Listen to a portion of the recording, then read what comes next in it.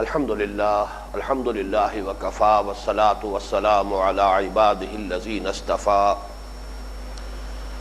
خصوصا علی افضلهم وخاتم النبیین محمد الامین وعلی آلہ وصحبہ اجمعین. اما بعد فقد قال اللہ تبارک وتعالی کما ورد فی سورة العنکبوت: اعوذ باللہ من الشیطان الرجیم بسم اللہ الرحمن الرحیم. اتل ما اوحی الیک من الکتاب واقم الصلاة ان الصلاة تنہی عن الفحشاء والمنکر ولذکر اللہ اکبر واللہ یعلم ما تصنعون. ولا تجادلوا اہل الكتاب الا بالتي هي احسن الا الذين ظلموا منهم وقولوا آمنا بالذي انزل الينا وانزل اليكم والهنا والهكم واحد ونحن له مسلمون. وكذلك انزلنا اليك الكتاب فالذین آتیناہم الکتاب یؤمنون بہ ومن ہؤلاء من یؤمن بہ وما یجحد بآیاتنا الا الکافرون. صدق اللہ العظیم. رب اشرح لی صدری ویسر لی امری واحلل عقدۃ من لسانی یفقہوا قولی. اللہم ربنا الہمنا رشدنا واعذنا من شرور انفسنا.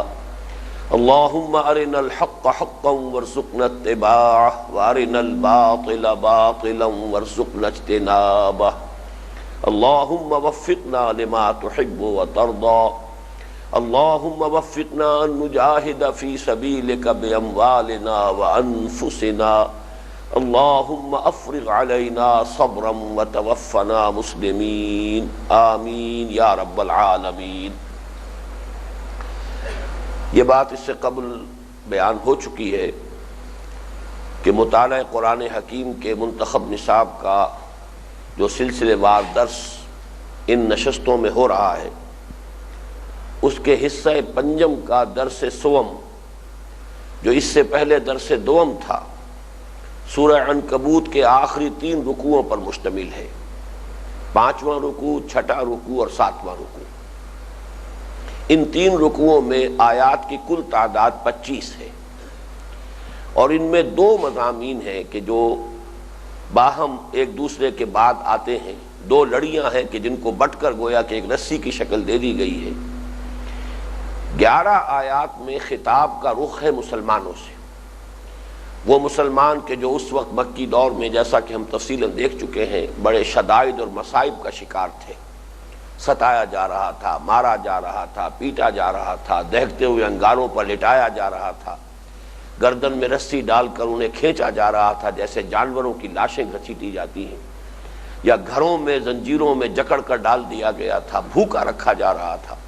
صرف اس جرم کی پاداش میں کہ حضور پر ایمان لے آئے تھے اور اللہ کی توحید کے قائل ہو گئے تھے. ان حالات میں، ان شدائد اور مصائب، ان ابتلاعات، ان امتحانوں سے کیسے عہدہ برآ ہوں، اس کے ضمن میں نہایت اہم اور بنیادی ہدایات ہیں کہ جو ان 11 آیات میں وارد ہوئی. بقیہ 14 آیات میں خطاب ہے مشرکین مکہ سے، کفار سے. اور یہ 2 لڑیاں جو ہیں، یہ اس طرح باہم جیسے کہ 2 لڑیوں کو بٹ کر رسی کی شکل دے دی جائے، تو ظاہر بات ہے کہ اگر ایک کا رنگ سرخ ہے اور ایک کا نیلا ہے، تو جب ان کو بٹ دیا جائے گا تو وہ رنگ جو ہے وہ کٹے پھٹے نظر آئیں گے کہ ابھی آپ کو سرخ رنگ نظر آ رہا ہے، پھر نیلا، پھر سرخ، پھر نیلا. یہی معاملہ یہاں ہے کہ یہ دونوں مضامین آپس میں اس طریقے سے گتھے ہوئے ہیں کہ پہلے 2 آیات میں، 3 آیات میں مسلمانوں سے خطاب ہے، پھر مشرکین و کفار سے خطاب ہے، پھر چند آیات میں جو بہت ہی اہم ہے پھر خطاب مسلمانوں سے ہے. اس کے بعد پھر جو ہے رخ. اور یہ میں نے جیسا کہ ابتدا میں عرض کیا تھا تعارف قرآن مجید کے ضمن میں کہ یہ قرآن کا عام انداز ہے، چونکہ قرآن کا اسلوب ہے خطبے کا. یہ مجموعہ خطبات الہیہ اس کو قرار دیا جا سکتا ہے. اور خطبے کا یہ گویا کہ ایک مستقل وصف ہوتا ہے. جب کوئی خطیب، کوئی اوریٹر کسی مجمع سے خطاب کرتا ہے تو کبھی وہ جو حاضر ہوتے ہیں ان سے مخاطب ہو جاتا ہے، کبھی جو وہاں موجود ہی نہیں ہوتے ان سے خطاب کرنے لگتا ہے۔ بھٹو صاحب کے خلاف تحریک چل رہی تھی تو جلسے میں خطیب اور مقررین جو ہے وہ گویا کہ بھٹو صاحب سے گفتگو شروع کر دیتے تھے، حالانکہ وہاں بھٹو صاحب موجود نہیں تھے۔ یا ایوب خان کے خلاف تحریک چل رہی تھی تو جلسوں میں للکارا جا رہا ایوب خان کو، حالانکہ ایوب خان وہاں موجود نہیں ہے۔ لیکن یہ کہ یہ خطبات کا ایک مشترک اسلوب ہے، اور اس میں یہ ہے کہ تحویل خطاب ہوتا ہے، ابھی ایک طرف رخ ہے، ابھی دوسری طرف رخ ہے۔ اور اسی کی مثال بارہا آ چکی ہے، جیسے کہ اسی سورہ مبارکہ سورہ عنکبوت کے پہلے رکوع میں ہم نے دیکھا تھا، وہاں بھی دو لڑیاں ہیں۔ ایک لڑی جو ہے وہ مسلمانوں کے ساتھ ہمدردی، ان کی دلجوئی، حوصلہ افزائی کے مضمون پر مشتمل تھی۔ ایک لڑی میں زجر اور ملامت، کیا تم نے یہ سمجھا تھا کہ محض زبانی دعویٰ ایمان پر چھوٹ جاؤ گے، تمہارا امتحان نہیں لیا جائے گا؟ اور دیکھ لو، اگر کوئی اللہ کی راہ میں جہاد کر رہا ہے، مصیبتیں جھیل رہا ہے تو اپنے لیے کر رہا ہے، اللہ پر کوئی احسان نہیں ہے۔ یہ زجر اور ملامت کا انداز ہے، لیکن ایک طرف دلجوئی کا انداز بھی ہے، حوصلہ افزائی کا انداز بھی ہے۔ یہ دونوں لڑیاں جو ہے پہلے رکوع کی جو 12 آیات ہیں، اس لیے کہ ایک آیت جو ہے وہ تو حروف مقطعات پر مشتمل ہے، الف لام میم، باقی 12 آیات کے اندر یہ دونوں لڑیاں جو ہیں بٹی ہوئی ہیں کہ ابھی ایک مضمون آیا زجر کا، ملامت کا، ڈانٹ ڈپٹ کا انداز ہے بظاہر، دوسرے میں دلجوئی ہے، حوصلہ افزائی ہے، ری ایشورنس ہے کہ تم یقیناً اللہ تعالیٰ سے ملاقات کی امید میں یہ سب کچھ جھیل رہے ہو، تو کبھی اس وسوسے کو قریب نہ پھٹکنے دینا کہ پتہ نہیں وہ وقت آتا ہے کہ نہیں آتا، وہ وقت آ کر رہے گا۔ من کان یرجو لقاء اللہ فإن اجل اللہ لآت، وہ وقت آ کر رہے گا، ملاقات ہوگی، تمہاری خدمات کی کو سراہا جائے گا، تمہیں خلعتوں سے نوازا جائے گا، تمہیں جنتوں میں روح و ریحان و جنت نعیم، اس کے تمہیں جو ہے نعمتیں میسر ہوں گی۔ تو یہ مضمون قرآن مجید میں یہ اسلوب جو ہے یہ بہت عام ہے۔ بہرحال 11 آیات جو ہے ان 25 آیات میں سے، ان میں خطاب ہے مسلمانوں سے، اور ہمارے جو اس منتخب نصاب میں جو سلسلہ مضامین ہے، جو ربط ہے، اس کے اعتبار سے اصل میں یہی 11 آیات ہمارے اس درس کی یوں سمجھیے کہ اصل مرکزی آیات ہیں۔ لیکن بقیہ 14 آیات میں بھی چونکہ بڑے اہم مضامین آئے ہیں اور دین کی بنیادی دعوت کے ضمن میں وہ باتیں بھی بڑی اہم ہیں، لہذا ان پر بھی ہم توجہ کریں گے، اگرچہ اصل جو مضمون ہے ہمارے اس منتخب نصاب کے ترتیب کے اعتبار سے وہ وہی 11 آیات ہیں۔ ان میں سے پہلی آیت کا ہم مطالعہ گزشتہ نشست میں مکمل کر چکے ہیں۔ اتل ما اوحی الیک من الکتاب واقم الصلاۃ ان الصلاۃ تنہی عن الفحشاء والمنکر ولذکر اللہ اکبر واللہ یعلم ما تصنعون۔ بلکہ اس کے ساتھ ہی ہم نے سورہ کہف کی جو ہم مضمون آیات ہیں 27 تا 29 ان کا بھی مطالعہ کیا تھا۔ اس پہلی آیت کا حاصل کیا تھا، اور وہ سورہ کہف کی بھی آیت نمبر 27 کا مضمون تھا، وہ یہ تھا کہ اس راہ میں شدائد اور مصائب پر صبر اور مصابرت کے لیے ایک مسلمان کے لیے، بندہ مومن کے لیے واحد سہارا ہے تعلق مع اللہ۔ اللہ کے ساتھ ذہنی، قلبی، روحانی رشتہ اگر قائم ہے، تعلق مضبوط ہے، تو انسان بڑی سے بڑی مصیبت کو جھیل جائے گا، بڑے سے بڑے امتحان میں ثابت قدم رہے گا، کامیاب ہوگا۔ لیکن اگر خدا نہ خواستہ یہ رشتہ کمزور پڑ جائے، میں 3 الفاظ استعمال کر رہا ہوں، تین رشتے، ذہنی رشتہ، قلبی رشتہ، روحانی رشتہ، یہ در حقیقت انسان کے اندر یہ 3 فیکلٹیز ہیں۔ ایک اس کی سوچ ہے، اس کا فکر ہے، ایک اس کا قلب ہے، اس کے اندر احساس و جذبات ہیں، ایک اس کو روح ہے۔ ان تینوں کا اپنی اپنی سطح پر ذات باری تعالیٰ کے ساتھ اگر ایک تعلق قائم ہے تو انسان ثابت قدمی کا مظاہرہ کرے گا، صبر و ثبات کا اس سے اظہار ہوگا۔ لیکن اگر کہیں کوئی رشتہ کمزور پڑ گیا تو پھر ظاہر بات ہے، جیسے کہ وہ آیت میں آپ کو سنا چکا ہوں، وَاصْبِرْ وَمَا صَبْرُكَ إِلَّا بِاللَّهِ، اے نبی صبر کیجئے، اور آپ کا صبر تو صرف اللہ ہی کے سہارے قائم ہے۔ تو ظاہر بات ہے کہ اب اہل ایمان کو یہاں جو پھر ہدایات دی جا رہی ہیں کہ اس تعلق مع اللہ کو مضبوط رکھنے کا ذریعہ کیا ہے۔ ایک لفظ میں کہیں گے تو ذکر الہی ہے، جس سے اللہ کے ساتھ انسان کا تعلق مضبوط رہتا ہے۔ یہی ذکر ہے، اسی لیے فرمایا گیا الا بذکر اللہ تطمئن القلوب، دلوں کو اطمینان حاصل ہوتا ہے تو اللہ کے ذکر سے ہوتا ہے۔ میں نے امام ابن تیمیہ رحمۃ اللہ علیہ کا قول آپ کو سنایا تھا کہ جب انہیں جیل میں سخت ترین سزائیں دی جا رہی تھی تو وہ ایک جملہ کہا کرتے تھے کہ ان جنتی معی، میری جنت میرے ساتھ ہے، وہ میرے دل میں ہے، تم اسے ڈسٹرب نہیں کر سکتے، یعنی میرا جو اطمینان قلبی ہے، تم میرے جسم کو ایذا پہنچا سکتے ہو، مجھے تکلیفیں پہنچا سکتے ہو، جو بھی ایذا ہے جسم سے ہے، روح سے اس کا کوئی تعلق نہیں ہے۔ میری روح میرے اس قلب کے اندر گویا کہ جنت میں ہے، اس اطمینان سے تم مجھے کسی طور سے محروم نہیں کر سکتے، اس لیے کہ الا بذکر اللہ تطمئن القلوب۔ تو یہ معاملہ جو ذکر کا ہے، اب یہ آیت اس اعتبار سے بڑی اہم تھی جو ہم پڑھ چکے ہیں کہ ذکر میں اولین شے جو ہے، جو الذکر ہے، مجسم ذکر ہے، وہ اللہ کی کتاب ہے۔ انا نحن نزلنا الذکر وانا لہ لحافظون، قرآن کو ذکر کہا گیا ہے۔ اسی طریقے سے جو لوگ حضور کا استہزاء کرتے تھے، یا ایھا الذی نزل علیہ الذکر انک لمجنون، اے فلاں شخص، معاذ اللہ نقل کفر نہ باشد، اے فلاں شخص جس کا یہ خیال ہے کہ اس پر کوئی ذکر نازل ہوا ہے، ہم تو تمہیں مجنون سمجھتے ہیں۔ معلوم ہوتا ہے کہ تمہارا ذہنی توازن ٹھیک نہیں رہا یا کوئی آصف کا سایہ ہو گیا۔ تو ذکر ذکر جس کو کہیں گے وہ جو ہے وہ قرآن ہے۔ لہذا تلاوت قرآن یہاں پر بھی فرمایا اتل ما اوحی الیک من الکتاب، اور سورہ کہف کی 27ویں آیت میں بھی آیا واتل ما اوحی الیک من کتاب ربک لا مبدل لکلماتہ ولن تجد من دونہ ملتحدا۔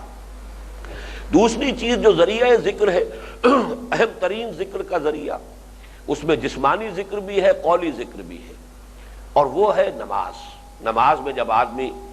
قنوت کی حالت میں کھڑا ہوتا ہے دس بستہ، یہ گویا کہ اس کا پورا جسم جو ہے اللہ کو یاد کر رہا ہے، اس کا جو انداز ہے کھڑے ہونے کا، اس کا رکوع ہے، اس کا سجود ہے،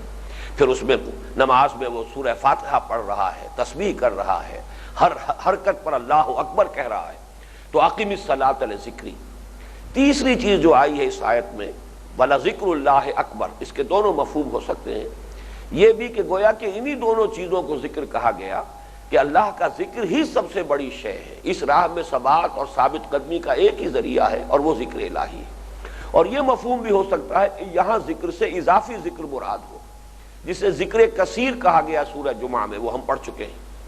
کہ فَإِذَا قُضِيَتِ الصَّلَاةُ فَانتَشِرُوا فِي الْأَرْضِ وَابْتَغُوا مِن فَضْلِ اللَّهِ وَاذْكُرُوا اللَّهَ كَثِيرًا۔ جیسے کہ ہمارے اسی منتخب نصاب میں حصہ دوم میں درس تھا، سورہ آل عمران میں فرمایا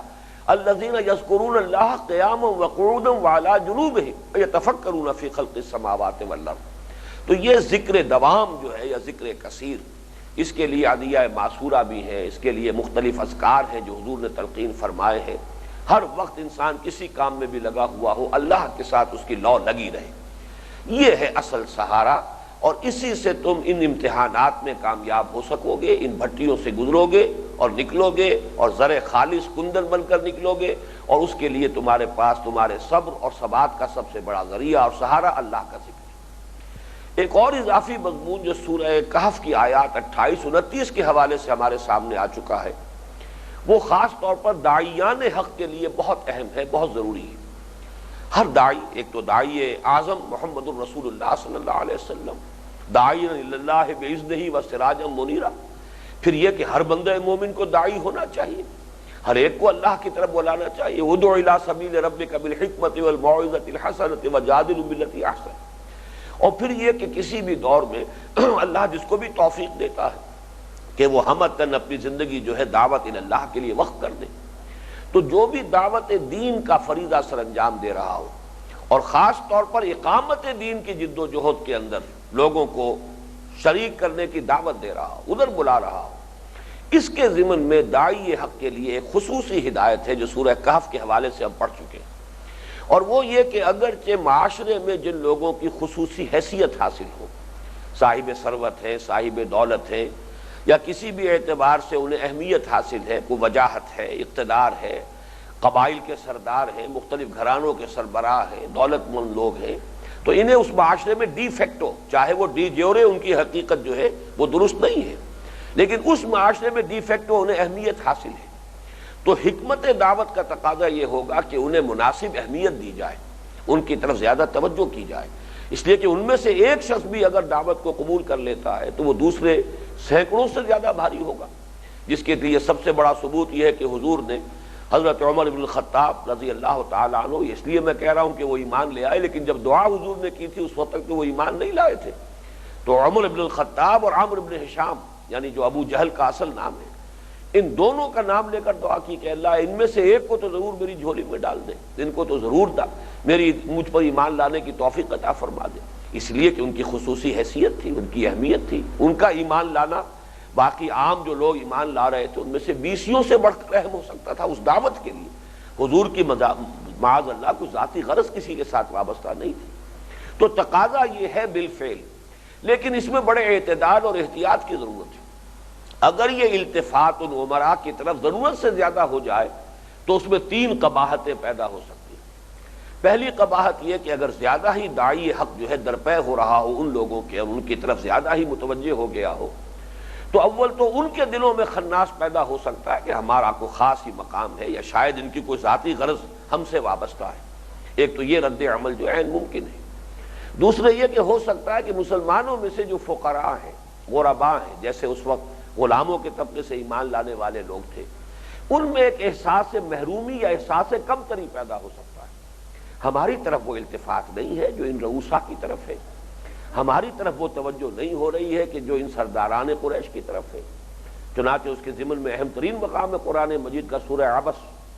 جس طریقے سے حضور کو متوجہ فرمایا گیا ہے وہاں، اور الفاظ بظاہر خاص سخت استعمال کیے گئے ہیں۔ عبس وتولی ان جاءہ الاعمی وما یدریک لعلہ یزکی او یذکر فتنفعہ الذکریٰ اما من استغنی فانت لہ تصدی۔ جو استغنا برت رہے ہیں اور اعراض کر رہے ہیں، آپ ان کے در پہ ہیں، ان کے پیچھے پڑے ہوئے ہیں۔ وہ اما من جاءک یسعی وہو یخشی فانت عنہ تلہی۔ اور جو چل کر آیا ہے، خود آیا ہے، طالب بن کر آیا ہے، اس کے دل میں اللہ کی خشیت ہے، خوف ہے، آپ اس سے کچھ بے اعتنائی برت رہے ہیں۔ تو یہ ایک احساس ہو سکتا ہے ان فقراء اور غرباء کے دلوں میں۔ اور تیسری بات کہ خود دعوت حق کی بے وقتی ہو سکتی ہے۔ دعوت حق کا اپنی جگہ پر ایک مقام ہے، اس کا وقار ہے، یہ ایک عظیم ترین دولت ہے جو سامنے پیش کی جا رہی ہے، اس کی بے وقری نہیں ہونی چاہیے۔ جیسے کہ سورہ کہف کی اس آیت میں ہم نے دیکھا کہ یہ تو حق ہے، قل الحق من ربکم فمن شاء فلیؤمن ومن شاء فلیکفر۔ کہہ دیجئے نبی یہ حق ہے تمہارے رب کی طرف سے جو میں پیش کر رہا ہوں، تو جو چاہے ایمان لائے اور جو چاہے کفر کرے، مجھے اس کی کوئی پرواہ نہیں ہے۔ جیسے کہ سورہ فرقان کے آخری رکوع میں جو ہمارے منتخب نصاب میں اس کی آخری آیت قل ما یعبأ بکم ربی لولا دعاؤکم، اے نبی ان سے کہہ دیجئے میرے رب کو تمہاری کوئی پرواہ نہیں ہے۔ تم یہ نہ سمجھو کہ میں جو تمہارے پیچھے اپنے آپ کو ہلکان کر رہا ہوں تو اللہ کی کوئی احتیاج ہے یا اللہ کو تمہاری کوئی پرواہ۔ ما یعبأ بکم ربی لولا دعاؤکم، یہ تو اللہ نے قاعدہ بنایا ہے کہ عذاب بھیجنے سے پہلے اتمام حجت ضرور کرتا ہے۔ یہ ہے جو میں تم پر اپنا فرض ادا کر رہا ہوں، ورنہ اس سے نہ میری کوئی غرض وابستہ ہے، نہ معاذ اللہ اللہ کی کوئی احتیاج ہے۔ تو یہ جو ایک اعتدال ہے، یہ میں بارہا عرض کر چکا ہوں کہ زندگی کے ہر معاملے میں وہ پل صراط جو ہمارے ہاں پرووربیل ہے کہ وہ تلوار کی دھار سے زیادہ تیز اور بال سے زیادہ باریک، تو زندگی میں عملاً بھی ہر قدم پر انسان محسوس کرتا ہے کہ دو انتہائیں ہیں، ان کے مابین اعتدال اور توازن، اس پر انسان قائم رہے، یہ کوئی آسان کام نہیں۔ بہرحال یہ مضامین تو آ چکے ہیں پہلے جو ہم پڑھ چکے ہیں۔ اب آگے چلیے، یہ جو دوسری آیت ہے ہمارے اس درس کی، وَلَا تُجَادِلُوا أَهْلَ الْكِتَابِ إِلَّا بِالَّتِي هِيَ أَحْسَنُ إِلَّا الَّذِينَ ظَلَمُوا مِنْهُمْ وَقُولُوا آمَنَّا بِالَّذِي أُنزِلَ إِلَيْنَا وَأُنزِلَ إِلَيْكُمْ وَإِلَٰهُنَا وَإِلَٰهُكُمْ وَاحِدٌ وَنَحْنُ لَهُ مُسْلِمُونَ۔ اور مت جھگڑا کرو، مت بحث مباحثہ کرو اہل کتاب سے، الا باللتی احسن، مگر اس طور سے جو سب سے عمدہ ہو، نہایت اعلیٰ، نہایت احسن، الا الذین ظلموا منہم، سوائے ان کے جو ان میں سے ظلم کا ارتکاب کر رہے ہو، زیادتی پر اتر آئے ہو یا شرک کا ارتکاب کر رہے ہو۔ یہ وضاحت میں بعد میں کروں گا، ظلم کے یہ دونوں مفہوم ہیں۔ وقولوا، اور یہ کہو، آمنا بالذی انزل الینا وانزل الیکم، دیکھو ہم ایمان لائے ہیں اس پر بھی جو ہماری طرف نازل کیا گیا، یعنی قرآن حکیم، وانزل الیکم، اور ہم ایمان رکھتے ہیں اس پر بھی جو تمہاری طرف نازل کیا گیا تھا، یعنی جو کتابیں اس سے پہلے آئی ہیں، تورات ہے، انجیل ہے، ہم ان سب پر ایمان رکھتے ہیں۔ وَإِلَٰهُنَا وَإِلَٰهُكُمْ وَاحِدٌ، اور ہمارا اور تمہارا الہ ایک، وَنَحْنُ لَهُ مُسْلِمُونَ، اور ہم تو اس کے لیے اس کی فرما برداری اختیار کر چکے، ہم تو اس کے سامنے سر تسلیم خم کر چکے۔ یہ آیت ایک طرف تو یہ نوٹ کر لیجئے کہ جو اس میں ہدایت آئی ہے کہ جدال میں بہترین اسلوب اختیار کیا جائے، یہاں تو اگرچہ خاص طور پر اہل کتاب کا ذکر ہے، لیکن قرآن مجید میں ایک دوسرے مقام پر سورہ نحل جو ہے اس کی جو آخری 4 آیات ہیں وہ اس آیت کے جزو اول کے اعتبار سے گویا کہ اس کی تشریح پر مشتمل ہے، اور وہاں عموم میں یہ بات کہی گئی ہے ادعو الی سبیل ربک بالحکمت والموعظۃ الحسنۃ وجادلھم باللتی احسن۔ یہاں اہل کتاب کی کوئی تخصیص نہیں ہے، یہاں تو گویا کہ دعوت کی بنیادی ایک یعنی شرط کے طور پر یہ بات بیان کی جا رہی ہے، اور یہ مقام جو ہے سورہ نحل کی یہ آیت نمبر 124 جو ہے وہ تو واقعہ یہ ہے کہ دعوت اور تبلیغ کے ضمن میں قرآن مجید کے اہم ترین مقامات میں سے 125 نمبر ہے اس آیت مبارکہ کا کہ بلاؤ اپنے رب کے راستے کی طرف بالحکمہ، سب سے پہلے حکمت کے ساتھ، دانائی کے ساتھ۔ اس میں حکمت عملی بھی مراد ہے، اور حکمت سے مراد برہان، دلیل، اس لیے کہ جو ٹاپ موسٹ ٹیئر ہوتا ہے کسی معاشرے کا، سب سے اوپر کے لوگ وہ جنہیں ہم کہتے ہیں کہ یہ انٹلیکچوئلز پر مشتمل ہوتا ہے، انٹیلیجنسیا ہے، یہ برین ٹرسٹ ہے سوسائٹی کا،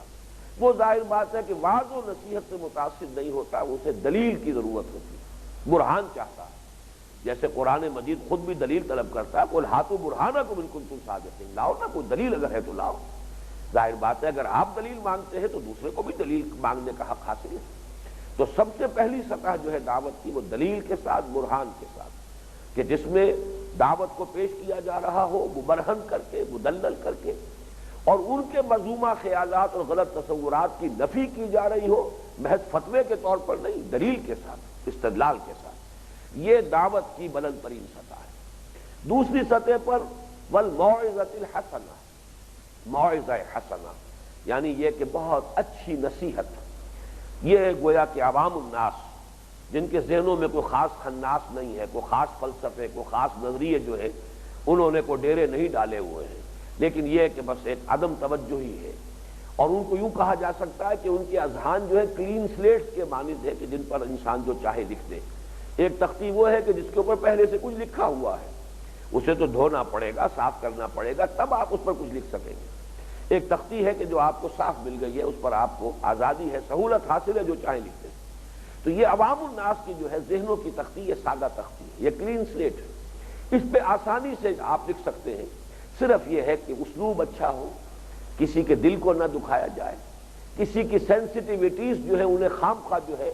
ان کو ایکسپلائٹ نہ کیا جائے، ان کو مجروح نہ کیا جائے۔ اگر یہ آپ کر رہے ہیں اور خلوص سے بات کریں، آدمی یہ محسوس نہ کرے کہ یہ مجھ پر اپنی دھونس جمانا چاہ رہا ہے، بلکہ وہ یہ محسوس کرے کہ جو کچھ مجھ سے کہہ رہا ہے میری خیر خواہی میں کہہ رہا ہے، میری بھلائی کے لیے کہہ رہا ہے۔ تو یہ از دل خیزت بر دل ریزت، دل سے بات ابھرے گی، دل سے جو بات نکلتی ہے اثر رکھتی ہے، پر نہیں طاقت پرواز مگر رکھتی ہے، دل سے ابھرے گی، دل پر جا اترے گی۔ تیسری سطح ہوتی ہے وَجَادِلْهُمْ بِالَّتِي أَحْسَنُ، کچھ لوگوں کے ساتھ جو کچھ جھگڑالو ہوں، جو کچھ بحث و تبحیث میں الجھنا چاہیں، جدال بھی کرنا پڑتا ہے۔ یہ جدال جو ہے باب مفاعلہ سے مجادلہ، جیسے مفاعلہ سے مجاہدہ بھی ہے، جہاد بھی ہے، مقاتلہ بھی ہے، قتال بھی ہے، منافقہ بھی ہے اور نفاق بھی ہے، اسی طرح مجادلہ بھی ہے، جدال بھی ہے۔ تو جدال اصل میں لفظ استعمال کیا ہے قرآن نے، اگرچہ عام الفاظ میں ہمارے ہاں عام زبان میں لفظ مناظرہ استعمال ہوتا ہے۔ مناظرہ ہے، بحث و تبحیث ہو رہی ہے، دو فریقوں کے اسپوکس مین ہیں اور وہ آمنے سامنے آ گئے ہیں، اور لوگوں کا جم گھٹا بھی ہے، اور وہاں پر دلائل دیے جا رہے ہیں، دوسرے کی بات کاٹی جا رہی ہے۔ تو مناظرے کا لفظ تو قرآن میں نہیں آیا ہے، مجادلہ کا لفظ آیا ہے۔ جدل کہتے ہیں، جھگڑا ہے، جدال ہے، آپ کا ایک موقف ہے، میرا ایک موقف ہے، ہم ایک دوسرے کے موقف کی نفی کر رہے ہیں، اپنے موقف کا اثبات کر رہے ہیں، لیکن یہ مجادلہ بھی باللتی ہی احسن، اس میں داعی حق کا جو ہے اس کا اخلاقی معیار نمایاں طور پر بلند نظر آنا چاہیے، کہ ایک وہ شخص ہے کہ جو ہر بات کہنے کے لیے تیار ہے، جو اینٹ جو روڑا ہاتھ میں آئے دے مارتا ہے، یہ نہیں دیکھتا کہ یہ بات کہنے کی ہے نہیں ہے، اس میں کچھ اسلوب بھی چاہیے، شرافت بھی چاہیے، بات بھی ایسی ہو جو واقعتاً اپنے دل کو بھی لگی ہوئی ہو کہ صحیح ہے۔ ایک یہ ہوتا ہے کہ ہر صورت میں اپنے جو مخالف ہے اسے چپ کرانا ہے جس طرح بھی ممکن ہو۔ تو یہ مناظرہ در حقیقت یہ سمجھ لیجئے کہ اگرچہ کہیں کہیں اس کی بھی ضرورت پیش آتی ہے، لیکن اس مناظرے سے کبھی کوئی چیز مانی نہیں گئی، منوائی نہیں گئی۔ مخاطب کو چپ تو کیا جا سکتا ہے، لیکن دعوت اگر آپ کو دینی ہے، کسی کو واقعتاً بلانا ہے، تو جدال بھی ہوگا تو وَجَادِلْهُمْ بِالَّتِي أَحْسَنُ، بہت ہی عمدہ طریقے پر ان ربک هو اعلم بمن ضل عن سبیلہ وهو اعلم بالمہتدین، تمہارا رب خوب جانتا ہے کہ کون ہے کہ جو اس کی راہ سے منحرف ہو گئے ہیں اور کون وہ لوگ ہیں کہ جو ہدایت پر ہیں۔ اس آیت کو سامنے رکھیے تو یہ گویا کہ جدال باللتی ہی احسن، یہ عام حکم ہے جو دیا جا رہا ہے، عام داعی کے لیے، عام مبلغ کے لیے، مخاطب کوئی بھی ہو، اگر آپ اسے چاہتے ہیں کہ اپنی بات کا قائل کریں، اپنے راستے کی طرف بلائیں، تو سب سے پہلے بالحکمہ، اس سے نیچے موعظہ حسنہ، اور سب سے نیچے ہے جدال، لیکن جدال میں بھی نہایت عمدہ اسلوب۔ یہاں خاص طور پر اہل کتاب کا ذکر ہے، اہل کتاب کا ذکر خاص پس منظر میں یہاں پر ہو رہا ہے، اور ان کے ساتھ یہ ٹریٹمنٹ اس لیے زیادہ ضروری ہے دو اعتبارات سے۔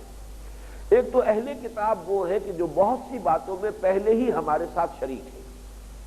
وہ چاہے کوئی تعویل جو ہے خاص طور پہ نصارہ نے کر لی ہے، اور توحید اور تثلیث کے ایک گورکھ دھندے میں وہ توحید کے بھی مدعی ہے لیکن تثلیث کے بھی دعوے دار ہیں، 1 in 3 اور 3 in 1، یہ جو معاملہ ہے یہ بڑا گورکھ دھندہ ہے ان کا۔ لیکن خاص طور پر جہاں تک یہودیوں کا تعلق ہے، تاریخ میں یہ ثابت ہوتا ہے کہ ایک بہت تھوڑا سا وقفہ ان پر آیا تھا کہ جس میں حضرت عزیر علیہ السلام کے بارے میں وہ غلو میں مبتلا ہو گئے، انہیں خدا کا بیٹا قرار دے دیا، ورنہ واقعہ ہے کہ اعتقادات کی حد تک ان کے ہاں شرک نہیں رہا، تو گویا کہ توحید قدر مشترک کے طور پر موجود رہی۔ نصارہ بھی جب ان سے گفتگو ہوتی کہتے ہیں کہ ہم توحید ہی کو مانتے ہیں، یہ در حقیقت گاڈ ہیڈ جو ہے اس کے 3 ایسپیکٹس ہیں، ورنہ یہ تینوں ایک ہی حقیقت ہے، ان کے اندر جو ہے وہ صرف جیسے کہ ہندوؤں کے ہاں بھی وہ اپنی یہ تعویل کرتے ہیں کہ God as creator, God as sustainer, God as destroyer, یہ 3 در حقیقت گاڈ ہیڈ کے 3 ایسپیکٹس ہیں، 3 پہلو ہیں، حقیقت ایک بھی ہے لیکن اگر ہم ان کو 3 ایسپیکٹ سے دیکھیں تو 3 جدا خدا بھی نظر آ جائیں گے۔ یہی معاملہ خود ان مشرکین مکہ کا تھا، ان کا جو تلبیہ ہے لبیک اللہم لبیک لبیک لا شریک لک لبیک الا شریکا تملکہ وما ملک، یہ تھا کہ جو مشرکین کا تلبیہ تھا کہ ہم حاضر ہیں پروردگار، ہم حاضر ہیں تیرے ساتھ کوئی شریک نہیں سوائے اس شریک کے کہ تو ہی مختار ہے اس کا بھی، اور جو کچھ اس کے ہاتھ میں اختیار ہے اس کا بھی، یعنی اس کی اپنا وجود بھی تیرے اختیار میں ہے تو تیرا شریک،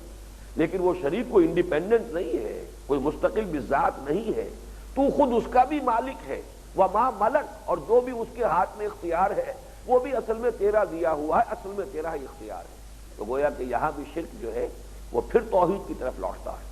بہرحال یہاں خاص طور پر نوٹ کرنے کی بات یہ کہ جہاں تک اہل کتاب کا معاملہ ہے،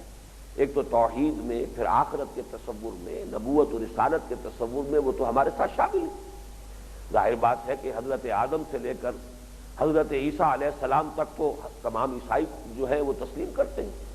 یا یہ کہ حضرت عیسیٰ سے پہلے کے تمام نبیوں کو یہودی بھی تسلیم کرتے ہیں۔ اس اعتبار سے بھی ان کے ساتھ احتیاط کی ضرورت ہے کہ ان کے ساتھ اسلوب جو ہے وہ نہیں ہوگا کہ جو کھلم کھلا مشرکین کے ساتھ ہوگا۔ ثانیاً تاریخی اعتبار سے یہ خاص مرحلہ تھا، یہ جو سورہ عنکبوت کے ابتدائی جو تمہیدی مباحث تھے ان میں بیان کر چکا ہوں کہ یہ سن 5 یا 6 نبوی میں یہ سورہ مبارکہ نازل ہوئی۔ سن 4 میں پرسیکیوشن جو تھی، فزیکل پرسیکیوشن مکے میں شدید ترین ہو گئی تھی، اور سن 5 میں حضور نے پھر اجازت دی ہے کہ مسلمانوں حبشہ میں ایک ایسا حکمران ہے کہ جو بڑا عادل ہے، نیک ہے، شریف النفس انسان ہے، تم وہاں ہجرت کر لو، شاید کہ اللہ تعالیٰ تمہارے لیے وہاں ایک پناہ گاہ جو ہے فراہم کر دے۔ تو 2 قافلوں میں مسلمان وہاں پہنچے، تو چونکہ ہجرت حبشہ جو ہو رہی ہے اس حبشہ میں جو لوگ ہیں وہ عیسائی ہیں، تو گویا کہ پہلا ایک براہ راست رابطہ قائم ہو رہا ہے حضور صلی اللہ علیہ وسلم اور اہل ایمان کا اہل کتاب میں سے ایک جماعت کے ساتھ۔ اس موقع پر خاص طور پر یہ ہدایت دی جا رہی ہے وَلَا تُجَادِلُوا أَهْلَ الْكِتَابِ إِلَّا بِالَّتِي أَحْسَنُ، ان کے ساتھ گفتگو میں، بحث و مباحثہ میں، اپنی بات ان کے سامنے رکھنے میں، ان کے جو غلط عقائد ہیں تثلیث کے بارے میں، ابنیت مسیح کے بارے میں، ولدیت کے عقیدے کے بارے میں، اس کی نفی میں عمدہ اسلوب اختیار کرو، اچھا انداز اختیار کرو، ایسی بات کہ جو دل میں گھر کر جائے۔ خام خواہ جو ہے جیسے کہ قرآن مجید میں دوسرے مقام پر آیا ہے کہ ان مشرکوں کے معبودان باطل کو گالیاں مت دو، اس لیے کہ یہ پلٹ کر اللہ کو گالی دیں گے، اس لیے احتیاط کرو، تم ان کو گالیاں مت دو، نفی ضرور کرو، ان کی نفی کرو، اور جو بھی باطل ہے اس کی نفی کرو، لیکن انداز جو ہے جارحانہ نہ ہو، دلوں کو دکھانے والا نہ ہو، لوگوں کی سینسٹیوٹیز جو ہے انہیں مجروح کرنے والا نہ ہو۔ وَلَا تُجَادِلُوا أَهْلَ الْكِتَابِ إِلَّا بِالَّتِي أَحْسَنُ۔ یہاں میں ایک بات اور عرض کرنا چاہوں گا کہ اہل کتاب سے کون لوگ مراد ہیں۔ ایک بات تو قطعی اور یقینی ہے، یہود اور نصارہ، ان کے بارے میں تو کسی شک و شبے کی گنجائش نہیں، اور جہاں تک فقہی معاملات کا تعلق ہے اہل کتاب کے ساتھ جو ہمارا کوئی امتیازی معاملہ ہے فقہی اعتبار سے، وہ صرف انہی کے بارے میں ہوگا، کسی تیسرے گروہ کو اس میں شامل نہیں کیا جا سکتا، اس لیے کہ ان اصطلاحات کا مفہوم حضور صلی اللہ علیہ وسلم کی حیات طیبہ میں معین ہو چکا ہے۔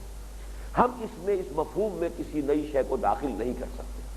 ان دو کے علاوہ جو بھی ہے وہ ایک تیسری کیٹیگری رہیں گے، ان کا معاملہ اہل کتاب کا نہیں ہو سکتا۔ مثلا اہل کتاب کی خواتین سے شادی کی جا سکتی ہے، اب یہ معاملہ صرف یہود اور نصارہ کے ساتھ ہوگا۔ یا اہل کتاب کا ذبیحہ کھایا جا سکتا ہے، ذبیحہ ہو جھٹکا نہ ہو، لیکن بہرحال ان کا ذبیحہ ہے، کھایا جا سکتا ہے، چاہے انہوں نے اس پر اللہ کا نام نہیں لیا ہے، لیکن ذبیحہ کھا سکتے ہیں۔ یہ معاملہ جو ہے یہ چونکہ اس کا تعلق فقہ سے ہے، قانون سے ہے، شرعی احکام سے ہے، یہ تو ہوگا یہود اور نصارہ کے بارے میں۔ لیکن آج کل خاص طور پر ہندوستان میں، ویسے تو پہلے زمانے میں بھی لوگ ایسے رہے ہیں علماء کرام کہ جنہوں نے یہ کہا ہے کہ ہندوؤں میں بھی در حقیقت اہل کتاب لوگ موجود ہیں۔ ہندوؤں کے بارے میں اصل میں ہندو مذہب کے بارے میں کچھ کہنا اس لیے بڑا مشکل ہے کہ کوئی ایک مذہب نہیں ہے، بے شمار مذاہب ہے جس کی کھچڑی پکی ہوئی، لیکن یہ کہ حال ہی میں اس بات کی طرف توجہ ہوئی ہے خاص طور پر، ویسے تو یہ باتیں اس سے پہلے بھی بہت کچھ سننے میں آئیں، پڑھنے میں آئیں۔ ہندوستان میں رامپور میں ایک عالم دین ہے شمس نوید عثمانی، اور انہوں نے جو خاص تحقیقات کی ہیں، ان کی ایک کتاب اب پاکستان میں بھی چھپ گئی ہے، اس کا عنوان تو کچھ عجیب سا ہے، اگر اب بھی نہ جاگے تو، اس عنوان سے وہ کتاب ہے، اور پاکستان میں بھی چونکہ انہوں نے کوئی اس کے اوپر ریسٹرکشن نہیں رکھی ہے، جو چاہے چھاپ لے، تو یہاں بھی وہ چھپ گئی۔ وہ کتاب قابل مطالعہ ہے، انہوں نے ثابت کیا ہے،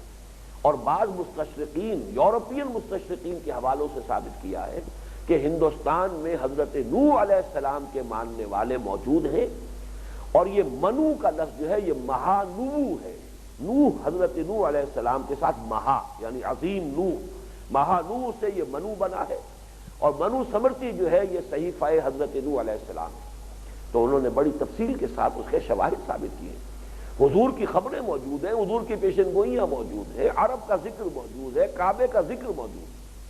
مجھے اس کی طرف خصوصی توجہ ہوئی ہے کئی سال پہلے سے بھی، تو میں چند سال پہلے جب ہندوستان گیا تھا تو مولانا علی میاں مدظلہ سے ملاقات کے لیے خاص طور پر لکھنؤ گیا، اور میں نے ان سے خصوصی درخواست کی تھی کہ مولانا آپ یہاں ندوے میں سنسکرت کی تعلیم لازم کیجیے، آپ ہندوستان میں رہ رہے ہیں اور ہندوؤں کے ساتھ آپ کا سابقہ ہے، آپ اپنی کتابیں تو پڑھتے گے پڑھائیں گے، لوگ سیکھ لیں گے، تو جو ہے فقہ بھی آ جائے گی، جس معاشرے میں رہ رہے ہیں ان کا پس منظر کیا ہے، ان کے عقائد اصل میں کیا ہے، ان کی امہات کتب میں کیا چیز درج ہے، ان کے ساتھ رابطے کے لیے ضروری ہے کہ وہ جو اوریجنل سورسز ہیں ان کی کتابوں کی اس تک رسائی کی صلاحیت حاصل ہو۔ تو مولانا علی میاں نے میری بات کو تسلیم کیا تھا کہ ہاں یہ بات واقع درست ہے اور ہمیں یہ کام کرنا چاہیے۔ مجھے نہیں معلوم کہ کوئی اس میں پیش رفت ہوئی یا نہیں، بہرحال ہو سکتا ہے کہ دنیا میں اور بھی ہو۔ میرا اپنا ایک گمان بھی رہا ہے جو میں نے پہلے بھی بعض اپنے دروس میں بیان کیا ہے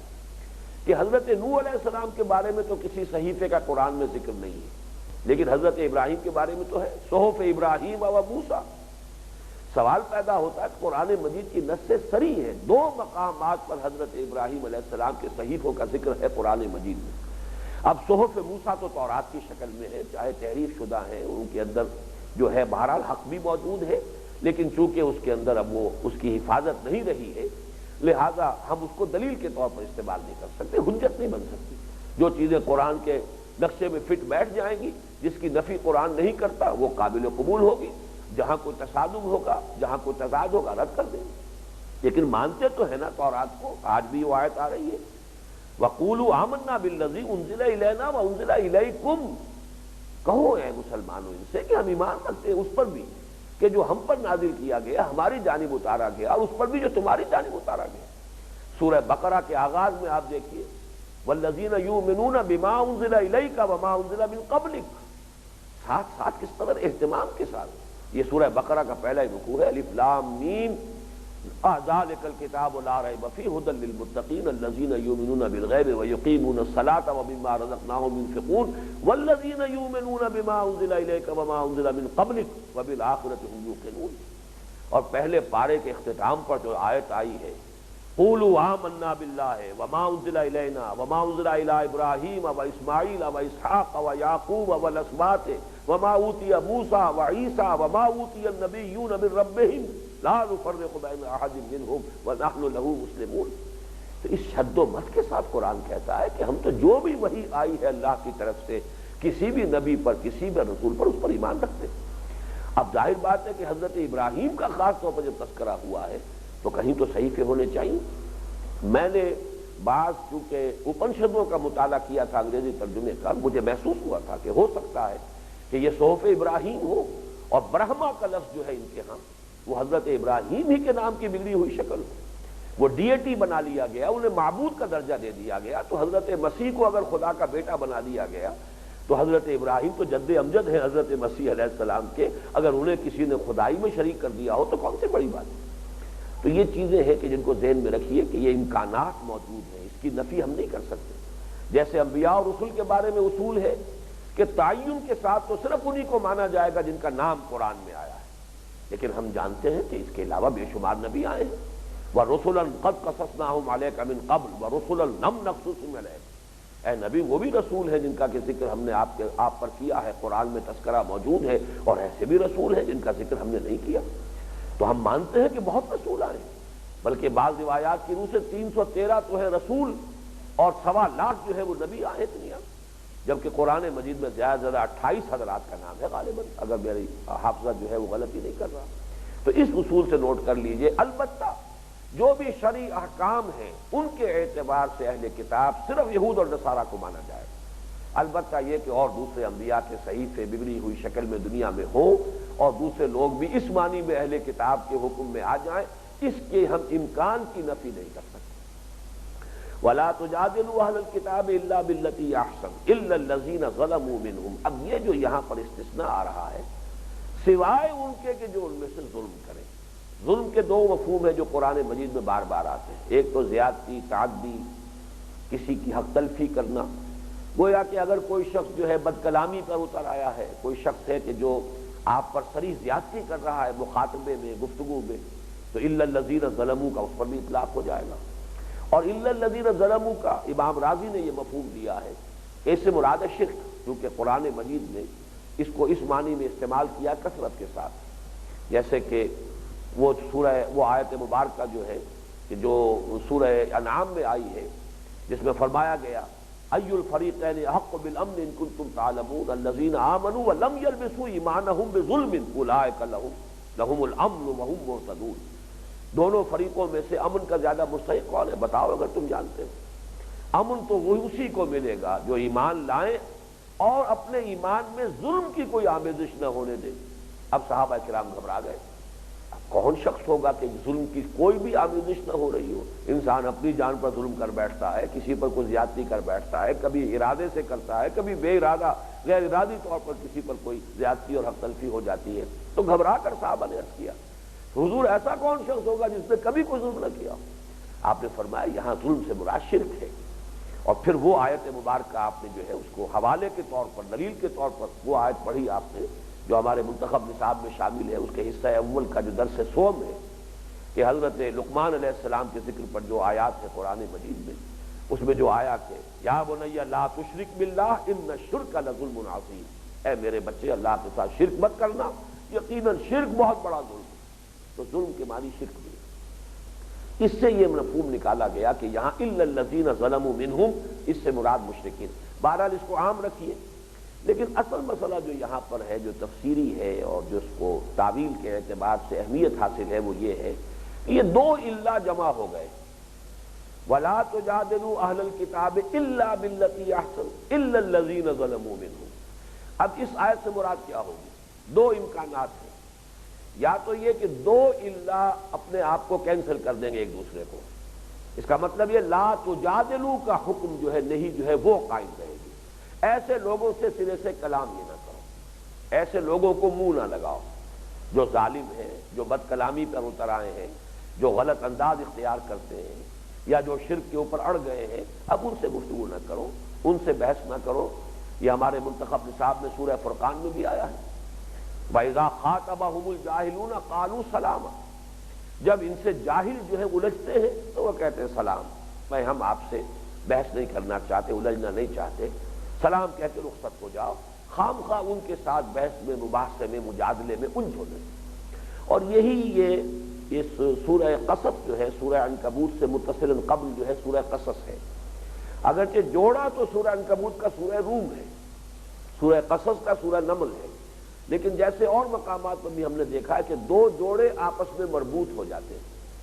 سورہ صف اور سورہ جمعہ ایک جوڑا ہے، سورہ منافقون، سورہ تغابن دوسرا جوڑا ہے، لیکن یہ کہ سورہ جمعہ اور سورہ منافقون جو ہے وہ بھی بہت آپس میں مربوط ہیں، جڑے ہوئے ہیں۔ اس کی مثال آ چکی ہے، اس لیے کہ حال ہی میں ہم نے سورہ منافقون کا مطالعہ کیا ہے، وہی معاملہ یہاں بھی۔ تو سورہ عنکبوت اور سورہ قصص کے مضامین میں بھی بڑا گہرا ربط ہے، اور وہاں یہ واقعہ دیا گیا ہے کہ کچھ لوگ جو حبشہ سے ایمان لے آئے، عیسائی، وہ لوگ کہ جب مسلمان وہاں گئے تو ظاہر بات ہے کچھ نہ کچھ دعوت وہاں پھیلی، وہاں سے کچھ لوگ آئے، کچھ ان کے دل مائل ہو چکے تھے، تحقیق حال کے لیے مکے چل کر آئے، عیسائیوں کا ایک وفد آیا کہ جا کر حضور سے ملے، دیکھیں، گفتگو کریں، کوئی اگر اشکالات اگر ان کے باقی رہ گئے تھے انہیں حل کر لیں۔ وہ لوگ آئے، چند دن مکے میں مقیم رہے، اور پھر واپس جا رہے تھے کہ وہ جو مشرکین مکہ ہیں انہوں نے ان پر فکریں چست کرنے شروع کی کہ دیکھو ان پاگلوں کو، اچھے بھلے ان کے پاس تو بہتر دین تھا، بہتر عقیدہ تھا، یہ آئے ہیں یہاں آ کر وہ اپنا دین بھی جو ہے اس کو ضائع کرنے کے لیے، گنوانے کے لیے۔ تو اس موقع پر کہا گیا ہے وَإِذَا سَمِعُوا اللَّغْوَ أَعْرَضُوا عَنْهُ وَقَالُوا لَنَا أَعْمَالُنَا وَلَكُمْ أَعْمَالُكُمْ سَلَامٌ عَلَيْكُمْ لَا نَبْتَغِي الْجَاهِلِينَ۔ جب وہ اہل مکہ نے، مشرکین مکہ نے ان سے الجھنے کی کوشش کی، جب انہوں نے وہ لغو باتیں سنی، تانے ان کے اوپر کسے جا رہے ہیں، فکرے چست کیے جا رہے ہیں، یہ پاگل ہو گئے، اچھے بھلا ان کا دین تھا، کہاں سے چل کر آئے ہیں اپنا دین برباد کرنے کے لیے، یہاں سے کیا لے کر جا رہے ہیں، گمراہی لے کر جا رہے ہیں۔ تو انہوں نے جب یہ سنا وَإِذَا سَمِعُوا اللَّغْوَ أَعْرَضُوا عَنْهُ، تو انہوں نے اس سے اعراض کیا، اس کی طرف متوجہ نہیں ہوئے۔ وَقَالُوا لَنَا أَعْمَالُنَا وَلَكُمْ أَعْمَالُكُمْ، یہ ہے وہ اسلوب کہ جس کی مثال یہاں بھی آ رہی ہے آج کے درس میں۔ انہوں نے کہا بھائی ہمارے لیے ہمارے عمل ہیں، آپ کے لیے آپ کے عمل ہیں، سلام علیکم، آپ پر سلامتی ہو، ہم تو آپ کو دعا ہی دیں گے، اللہ تعالیٰ آپ کو بھی اسلام کی کوئی قبول کرنے کی توفیق عطا فرمائے۔ لا نبتغی الجاہلین، ہم جاہلوں سے الجھنا نہیں چاہتے، ہم آپ کے درپے نہیں ہونا چاہتے، ہمارے لیے ہمارا دین ہے، تمہارے لیے تمہارا دین ہے، ہمارے لیے ہمارے اعمال ہے، تمہارے لیے تمہارے اعمال۔ تو یہ دو گویا کہ مثالیں ہو گئیں کہ وَإِذَا خَاطَبَهُمُ الْجَاهِلُونَ قَالُوا سَلَامًا، سورہ فرقان میں فرمایا، یہاں فرمایا وَإِذَا سَمِعُوا اللَّغْوَ أَعْرَضُوا عَنْهُ وَقَالُوا لَنَا أَعْمَالُنَا وَلَكُمْ أَعْمَالُكُمْ سَلَامٌ عَلَيْكُمْ لَا نَبْتَغِي الْجَاهِلِينَ۔ تو گویا کہ ایک رائے یہ ہے کہ اس آیت مبارکہ میں جو کہا گیا إِلَّا الَّذِينَ ظَلَمُوا مِنْهُمْ، سوائے ان کے کہ جو ان میں سے ظلم کرے، تو یہاں در حقیقت دو الا جب جمع ہو گئے، دو نفی جمع ہو کر گویا کہ دونوں نے ایک دوسرے کو نیوٹرلائز کیا، تو ولا تو جادلو، ان سے بات ہی نہ کرو، ان کے در پہ نہ ہو، ان سے مت الجھو، جو وہ کہتے ہیں ان کو کہنے دو، سلام کرو، رخصت ہو جاؤ۔ اور ایک رائے یہ کہ نہیں، یہاں جواب دینے کی ایک اجازت دی جا رہی ہے، ایسا بھی وقت ہوتا ہے، ایسا بھی موقع ہوتا ہے، اس کی بھی ضرورت پیش آتی ہے کہ ترکی بترکی جواب دینا پڑتا ہے۔ چنانچہ سورہ نحل کی جو آیت میں آج آپ کو کوٹ کر رہا تھا، سورہ نحل کے آخری حصے سے، وہاں بھی ہدایت دی گئی ہے وَإِنْ عَاقَبْتُمْ فَعَاقِبُوا بِمِثْلِ مَا عُوقِبْتُمْ بِهِ، اگر کبھی جواب دینا ہی ہو، بدلہ لینا ہی ہو، تو دیکھو جتنی کچھ تم پر زیادتی کی گئی ہو اس سے زیادہ نہیں، بس اتنی ہی زیادتی تم بھی کرنے کے روادار ہو۔ اور یہ بات سورہ شورى میں بھی آئی ہے وَالَّذِينَ إِذَا أَصَابَهُمُ الْبَغْيُ هُمْ يَنْتَصِرُونَ وَجَزَاءُ سَيِّئَةٍ سَيِّئَةٌ مِثْلُهَا فَمَنْ عَفَا وَأَصْلَحَ فَأَجْرُهُ عَلَى اللَّهِ، یعنی ایسا بھی نہ ہو کہ بالکل بدھ مت کے بھکشو بن کر رہ جاؤ کہ جو چاہے کوئی کہہ جائے۔ ایک وقتی مصلحت تو ہو سکتی ہے، جماعتی انقلابی جد و جہد میں ایک خاص مرحلہ ہو سکتا ہے جس میں خصوصی حکم دے دیا جائے، لیکن یہ عام قانون نہیں ہے۔ عام قانون یہی ہے کہ اگر کسی نے تم پر زیادتی کی ہے تم بھی بدلہ لو۔ والذین اذا اصابهم البغی هم ينتصرون، قاعدہ قانون یہی رہے گا وَلَكُمْ فِي الْقِصَاصِ حَیَاتٌ یا اُولِي الْأَلْبَابِ، اے ہوش مندو قصاص میں زندگی ہے، تو ایک مفہوم یہ بھی لیا گیا ہے۔ اب ہمارا وقت اس نشست کا ختم ہو رہا ہے، ابھی یہ درس ہمارا اگلی نشست میں جاری رہے گا۔ اب تک ہم نے جو پڑھا ہے اس کا ترجمہ پھر ذہن میں تازہ کر لیجئے۔ وَلَا تُجَادِلُوا أَهْلَ الْكِتَابِ إِلَّا بِالَّتِي أَحْسَنُ إِلَّا الَّذِينَ ظَلَمُوا مِنْهُمْ، اور مت جھگڑو ان لوگوں سے جو صاحب کتاب ہیں مگر اس طور سے جو نہایت عمدہ ہو، نہایت احسن، سوائے ان کے جو ان میں سے ظلم کے مرتکب ہو رہے ہیں۔ یا تو یہ کہ یہاں ظلم کے معنی شرک ہے، اور یا یہ کہ یہاں مراد ہے جو زیادتی کر رہے ہیں۔ اور یہاں دونوں مفہوم جو لیے گئے وہ میں نے آپ کے سامنے بیان کر دیے، اور دونوں ہی کا اپنا اپنا محل اور مقام ہوگا، اور یہ کسی شخص کی اپنی کامن سینس اور اپنی ججمنٹ ہوگی کہ وہ فیصلہ کرے کہ کس مرحلے پر کس طرز عمل کو اختیار کرنا زیادہ مفید ہے اپنے مقصد کے اعتبار سے۔ بارک اللہ لی ولکم فی القرآن العظیم ونفعنی وإیاکم بالآیات والذکر الحکیم۔